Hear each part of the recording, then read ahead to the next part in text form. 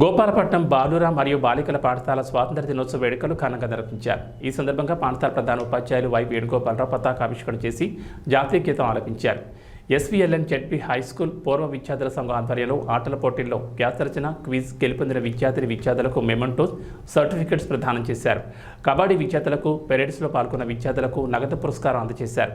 పాఠశాల పూర్వ విద్యార్థి పాలకుర్తి నగేష్ కుమార్ వారి తల్లిదండ్రుల పేరు మీద 1,04,000 రూపాయలను మెరిట్ స్టూడెంట్లైన బాలబాలికలకు అందజేశారు.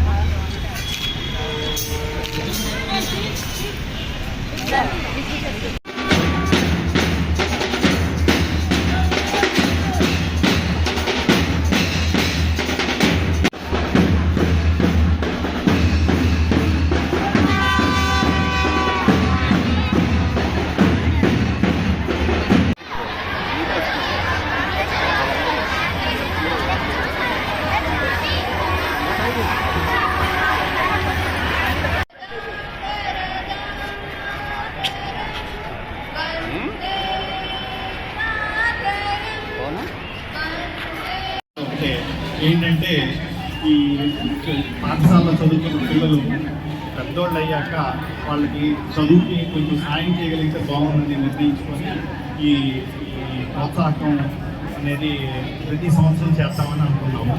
ఇది అంటే మా తాతగారు అచ్యుతరాజు గారు గోపాలపట్నంలోనే ఉండేవాళ్ళు. మా కుటుంబంలోని నలుగురు ఈ స్కూల్కి వచ్చి ఇక్కడే చదువుకుని పెద్దవాళ్ళు అయ్యారు. కాబట్టి అదేవిధంగా మిగతా వాళ్ళు కూడా ఇప్పుడు పిల్లలందరూ బాగా చదువుకొని పెద్ద అయ్యాక వేరే వాళ్ళకి సహాయపడే స్థాయికి ఎదగాలని గొప్ప వాళ్ళు అవ్వాలని కోరుకుంటూ సెలవు తీసుకుంటున్నాం. మనం చేసుకుంటామంటే దానికి మూల కారణం నాయకులందరూ కూడా ఎంతో దేశభక్తితో ఎన్నో త్యాగాలు కొనొచ్చి తమ ప్రాణాలు కూడా అర్పించి సాధించినటువంటి గొప్ప సత్ఫలితం. అంతే తప్ప ఆయాచితంగా ఎవరూ మనకి ఇవ్వలేదు, ఊరికనే ఇది రాలేదు. వాళ్ళ మనసులో ఎప్పుడు కూడా ఒకటే కోరుకునేది, భారతదేశం వలసపాల నుంచి విముక్తి పొందాలి, బానిస బతుకు నుంచి భారతీయులందరూ కూడా విముక్తి కలిగి స్వేచ్ఛా స్వాతంత్ర్యాలతో వాళ్ళ దేశాన్ని వాడిని పరిపాలించుకోగలగాలి. మనకంటూ ఒక స్వేచ్ఛని ప్రసాదించడం ఎంతో మంది త్యాగదనులు, వాళ్ళందరినీ స్మరించుకోవడం కోసం, వాళ్ళ త్యాగాలను గుర్తుపెట్టుకోవడం కోసం ఈరోజు మనం ఇటువంటి కార్యక్రమాన్ని నిర్వహించుకుంటున్నాం. ప్రతి సంవత్సరం కూడా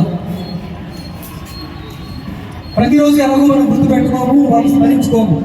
కనీసం ఇటువంటి సందర్భంలోనే సరే మన జాతీయ నాయకులకు సంబంధించి వాళ్ళ తాలూకా జీవిత కథ చదువుతూ వాళ్ళు మనకు అందించినటువంటి ఈ ఫలితాన్ని ఎంతవరకు సద్వినియోగం చేసుకుంటున్నాము, ఎంతవరకు వాళ్ళ ఉద్దేశాన్ని నెరవేర్చే విధంగా మనం ప్రవర్తిస్తున్నాము అనే విషయాన్ని అంశాలని మనం గుర్తుపెట్టుకొని మన బాధ్యతలు గుర్తెరిగి మనం ప్రవర్తించిన నాడు వాడు చేసినటువంటి త్యాగాలకి ఒక అర్థం అనేది ఉంటుంది. అది లేని పక్షంలో ఎట్టి పరిస్థితుల్లో కూడా దీనికి ఉపయోగం లేదు. ఇటువంటి ఎన్ని పండుగలు చేసుకున్నాం. ఎంతోమంది మహానుభావులు దేశం కోసం తృణప్రాయంగా వదిలేస్తారు ప్రాణాలు. ఈరోజు పక్కవాడికి సాయానికి వెళ్ళమంటేనే చాలామంది ఆలోచించే మనస్తత్వం ఈ రోజుల్లో.